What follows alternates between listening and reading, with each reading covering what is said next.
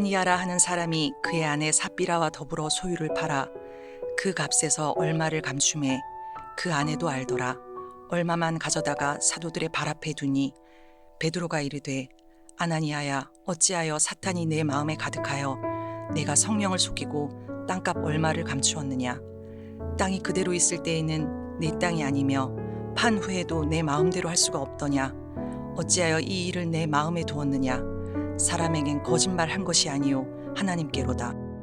아나니아가 이 말을 듣고 엎드러져 혼이 떠나니 이 일을 듣는 사람이 다 크게 두려워하더라.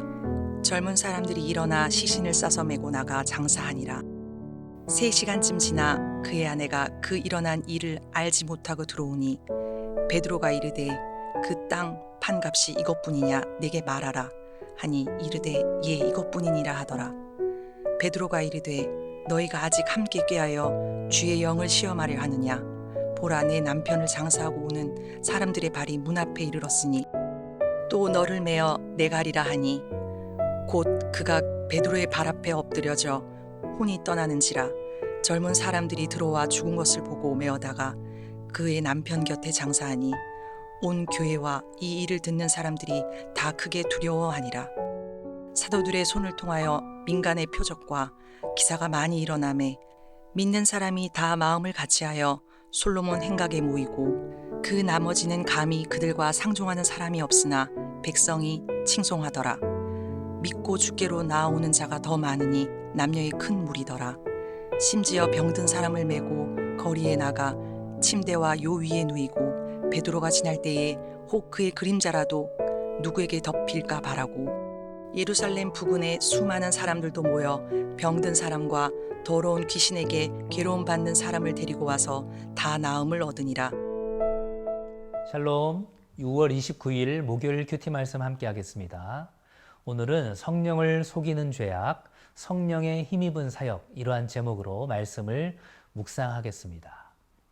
우리가 성경을 읽다 보면 하나님께서 너무나도 가혹하게 처벌하시는 것이 아닌가 하는 생각이 드는 장면이 종종 있습니다. 이를테면 가나안 정복 전쟁에서 여리고성을 점령한 출애굽 백성들이 그 다음 성인 아이성을 점령할 때에 아간의 불순종으로 패배한 이후에 그의 가족들을 몰살시킨 장면이 그렇지요. 오늘 본문도 그러한 생각이 들 수 있습니다. 전 재산을 팔아 사도 앞에 내놓겠다고 말했던 아나니아와 삽비라 부부가 그것을 속이고 그 값의 얼마를 남겨둔 채 전부라고 거짓말을 한 모습이 나타납니다. 그런데 하나님께서는 이것을 그들의 목숨과 바꾸는 엄청난 벌을 내리시죠. 먼저는 남편인 아나니아가 죽음을 당하게 되고 뒤이어 들어온 그의 아내 삽비라도 동일하게 죽음을 당하게 됩니다. 거짓말 한 번 한 것이 죽을 정도의 죄인가? 우리는 그러한 질문을 하게 됩니다. 그런데 성경은 이 부부의 행동에 대해 이렇게 평가하고 있습니다. 사도행전 5장 4절입니다. 땅이 그대로 있을 때에는 내 땅이 아니며 판 후에도 내 마음대로 할 수가 없더냐. 어찌하여 이 일을 내 마음에 두었느냐. 사람에게 거짓말한 것이 아니요 하나님께로다.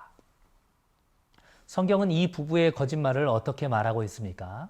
사람에게 거짓말한 것이 아니고 하나님께 한 것이다. 이렇게 말하고 있습니다. 초대교회가 탄생하는 역사적인 순간에 성령 하나님의 인도하심을 거스르는 이 부부의 행동은 자칫 영적인 흐름을 막을 수 있는 결정적인 계기가 될 수 있었습니다. 사탄 마귀는 이 부부에게 있었던 질투심과 허영심, 그리고 하나님을 속일 수 있을 것이라는 영적인 교만을 정확하게 보고 그들을 이용해서 믿음의 공동체를 흔들려고 했다는 것을 우리는 기억해야 합니다. 이 사건은 주위에 있었던 믿음의 사람들에게 큰 충격을 가져다 주었습니다. 사도행전 5장 11절입니다. 온 교회와 이 일을 듣는 사람들이 다 크게 두려워하니라. 아멘. 사람들이 두려워한 이유는 무엇이었을까요? 먼저는 하나님의 거룩함과 위험에 대한 경건한 두려움의 마음이었을 것입니다. 또한 하나님께서 위선을 심판하시고 교회를 정결하게 하려고 주신 그 교훈을 생각하며 느낀 두려움도 있었을 것입니다. 이 사건을 통해서 믿음의 공동체는 뿔뿔이 흩어졌을까요?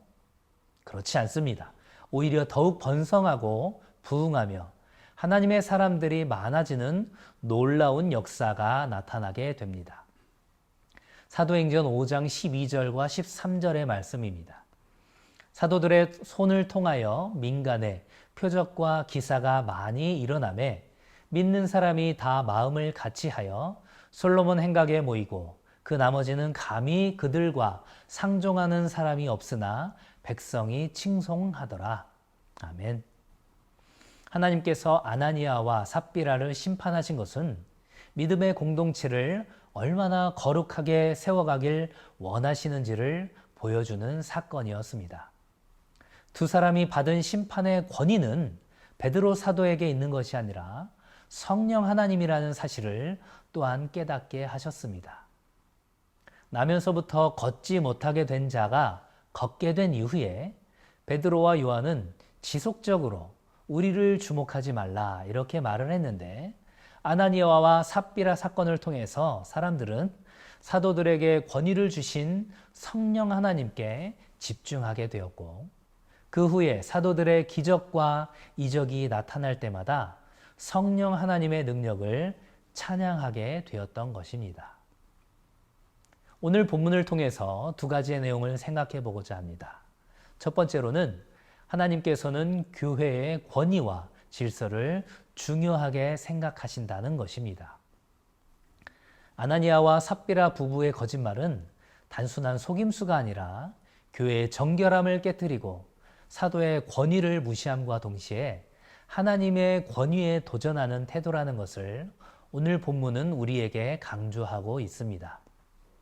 사도 바울도 교회 안에서의 모든 일을 질서 있게 할 것을 고린도 교회에 권면한 바가 있습니다.